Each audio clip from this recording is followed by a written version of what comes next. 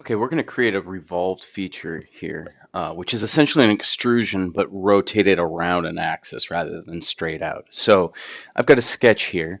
I'm going to go to dimension it. When I go to dimension, I can actually, knowing that it's going to be rotated around an axis, I can create my dimensions like this, where I go from the axis to the feature. And what I can do is, rather than have that, which would be the radius as I rotate around, I could actually switch it to diameter. And this can be helpful because then, that might be what the dimensions, you've got those diameters that you put in there. And again, you want to be careful. You always go from the axis to the feature, like so.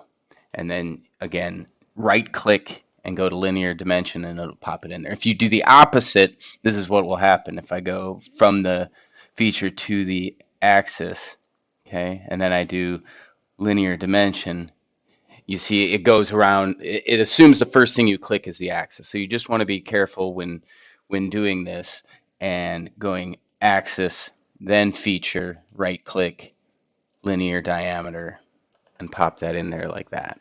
Okay, so you can go ahead and place those diameters like that. Okay, we can finish the sketch a little bit. And then we can go into, now rather than extrude, what we're going to do is we're going to revolve this feature. Okay, so you select the profile. There's only one profile, so it automatically does it. But then notice you've got to select your axis. So you can come over here, select your axis over here if you want, or I've actually projected these axes. Maybe not. Let's see here. X-axis, that's the axis that I want to rotate this around. So select your profile, select your axis. When I select that C, then it takes that and it rotates it around. Okay, I could set, the degrees, say I only want to go halfway around. I could do 180 degrees. I could rotate it this way, all sorts of things like that. Okay, I think I'll do a full rotation. Okay, revolve that around. Again, it's just taking that and sweeping it around an axis, and you create something like this. Okay, next thing I want to show you is the mirror command, which is right here. And basically what you do here is just that. We did something similar in AutoCAD. So I can select my feature. I can either click over here. I can click my revolution over here. That's my feature. And then a mirror plane. You can, just like anything else, I'm going to select this plane right here, because now watch what will happen. Let me rotate this so you can see it's flat on this side right now. But if I select my mirror plane, oops, to be that plane, this plane, it's the same plane. What it's going to do is it's going to create that same piece on the other side. Okay, so it just mirrors it across that axis. So I think that makes sense. So again, you just select your feature and then your mirror plane to create that across there. Okay, now next thing I want to do, I'm going to start a new sketch. I'm just going to create a small feature, which will be just a small hole right there. Go ahead and finish that sketch. Okay, a little tough to see from here, but I'm going to go ahead and extrude this. I'll do a cut through all and click OK. So now you can see that I've got just a small little hole in there.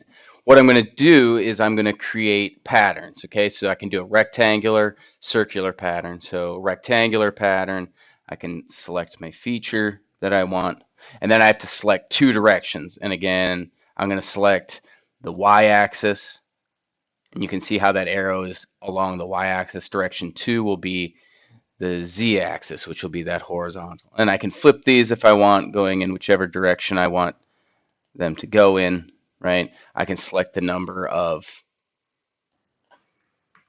values, way too much there. I could select my spacing, which would be 0.4 or something like that, right? I can go very short in one direction, flip that like this, maybe 0.5 in this direction, okay, something like that. Let's do this 3. You can just keep playing around. You get the idea. Setting up this, you're basically creating rows and columns of these with different spacings and things like that. You can play around depending on what you need. But then when I go ahead and click OK, it's going to take that pattern and create that rectangular pattern. Let's do the same thing with the circular pattern here. Okay, select my feature. So I'll select that extrusion again, that first hole that I created. Okay, and now I need to select a rotation axis. So again, that'll be this center x-axis. It's going to take that feature and create a pattern going around the outside. Okay, and you can select, however many you want, 8 pieces. I can go just a certain amount, right? I could go like 3/4 of the way around if I want. Okay, obviously I can flip the direction if I want. I'll go all the way around 360. Maybe I just do 5 of these. Okay, and it'll do equal spacing, things like that. Okay, so that's the pattern feature that you can go ahead and create. Now, the book walks you through. I'm going to go ahead and start a new drawing. The book walks you through creating a whole new title block. You can go ahead and ignore all of that. We don't need to do any of that. But what you do need to know how to do is a section view. So I'm going to go ahead and place my base view. Okay, and I want, this is the view that I want as my front view. So this is my base view that I'm representing everything else on. You can mess around with the size of everything. We talked about that before. But now I want to create a section view, okay, as opposed to just a projected view. That's where we make a cutting plane and put the figure over on the other side. So we'll go section view, and then it basically says, hey, draw some endpoints, okay? So I just want to draw a line. Basically, I'm drawing my cutting plane line. So I just click there, and down here, make where I want my cutting plane to be. Once I've got my cutting plane where I want it, I right click and click continue. And then I can slide this guy wherever I want. Notice if I go to this side, the way the arrows are placed. If I go to that side, notice the arrows flip. I'm obviously going to go over here, okay? But it automatically puts those in there. Now, you can turn off the label. That's good. Make sure that you've got the hidden lines taken off, because those just kind of get in the way.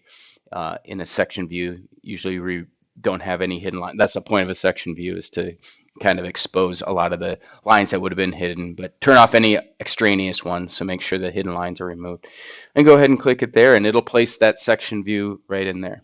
Okay, and you can go through and dimension as appropriate. So again, with that, you just go section view. If you wanted to create one, select your view, and then we're just drawing a cutting plane line, and you can put it wherever you want, but I'm going to escape out of that. I don't want to do that. So one last thing I want to show you is when you come into dimension, right, I need to know how far away this circular pattern is. So what we can do is under annotate, we can go ahead and do a centered pattern, like a center line, okay, and it'll make sense once I start doing it. So I'm going to click on that, and it says select the center of the pattern. So I come click, no, that's the center. I'm not sure what it's called. That's the center of the pattern. Now it says click on a location. And what I do is I just start clicking these guys, going around, clicking these features. Which one is it? It must be this one. Okay. Until you get all the way back to the start. Hit create. Right click and hit create. Now I've got a line there. I can come in and put a dimension on that line. That I can actually then label. So you'd come in, place all your dimensions. So that's how you create a section view, which I'll want you to do for all of the drawings in this week's assignment, is to create those section views, fully dimensioned, and turn in those drawings. Okay, so that's how you create a revolution. That's how you do some patterns, and that's how you do a section view. So.